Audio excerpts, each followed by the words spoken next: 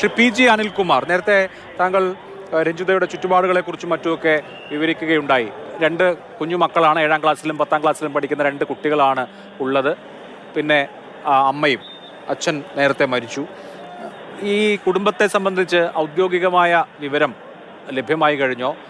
നമുക്ക് പാസഞ്ചർ ലിസ്റ്റും മറ്റു കാര്യങ്ങളൊക്കെ ഉണ്ട്, കൺഫേം ആണ്. എങ്കിൽ പോലും ഈ മരണം സംബന്ധിച്ച്, അതുപോലെ തന്നെ മൃതദേഹം വിട്ടുകിട്ടുന്നത് സംബന്ധിച്ച് ഒക്കെയുള്ള ഔദ്യോഗികമായ കമ്മ്യൂണിക്കേഷൻ അവിടെ നാട്ടിൽ ലഭിച്ചിട്ടുണ്ടോ?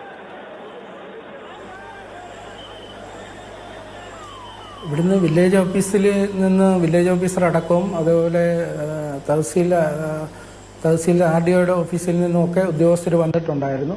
കളക്ടർ 8:45 അവിടെ വീട് സന്ദർശിക്കുമെന്നാണ് അറിയാൻ കഴിഞ്ഞിരിക്കുന്നത്. അതുപോലെ ജനപ്രതിനിധികൾ, MP-മാർ, MLA-മാർ ഒക്കെ വരികയും പോവുകയും എല്ലാവരും കാര്യങ്ങൾ അന്വേഷിക്കുന്നുണ്ട്. മന്ത്രിയും ഉൾപ്പെടെയൊക്കെ അന്വേഷിക്കുന്നുണ്ട്. ബാക്കി കളക്ടർ വന്നതിന് ശേഷമേ നമുക്ക് മറ്റു കാര്യങ്ങൾ എന്തുവാണെന്ന് വ്യക്തമായിട്ട് ആ കുടുംബത്തിനോട് ഇപ്പം ഞങ്ങൾ സത്യം പറയാമെങ്കിൽ ആ അമ്മയോട് അല്ലെ ആ 2 കുഞ്ഞു മക്കളോടൊന്നും ഈ ഇങ്ങനെ ഒരു ദുരന്തം നടന്നു ഹോസ്പിറ്റലാണ് എന്ന് മാത്രമേ പറഞ്ഞിട്ടുള്ളൂ. ആളിനെക്കുറിച്ചോ അവരുടെ അമ്മയ്ക്ക് മാതാവിന് എന്തെങ്കിലും സംഭവിച്ചോ എന്നോ ഞങ്ങൾക്ക് പറയാനുള്ള ശേഷി അവിടെ വന്നിരിക്കുന്ന ആർക്കുമില്ല.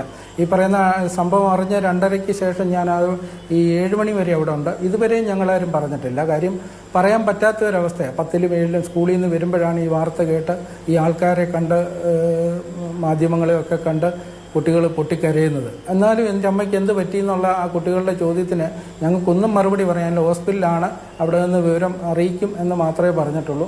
ആ അമ്മയോട് പോലും ഞങ്ങൾ ഇതുവരെ തുറന്ന് പറഞ്ഞിട്ടില്ല. പക്ഷേ അമ്മയ്ക്ക് ഈ ആൾക്കാരുടെ വരവും മറ്റു പലരും ഫോൺ കോളുകൾ ചെയ്യുന്നു, ബന്ധുമിത്രാദികളൊക്കെ ആ വീട്ടിലേക്ക് വരുമ്പോൾ എന്തോ ഒരു സൂചന കിട്ടിയെന്നാണ് വിശ്വസിക്കുന്നത്. പക്ഷേ 8:45 അല്ലെങ്കിൽ 9 മണിയോടുകൂടി ജില്ലാ കളക്ടർ ഔദ്യോഗികമായിട്ട് അവിടെ എത്തുമെന്ന് കോയിപ്പുറം സബ് ഇൻസ്പെക്ടർ അവിടെ വന്ന് അറിയിച്ചിട്ടുണ്ട്.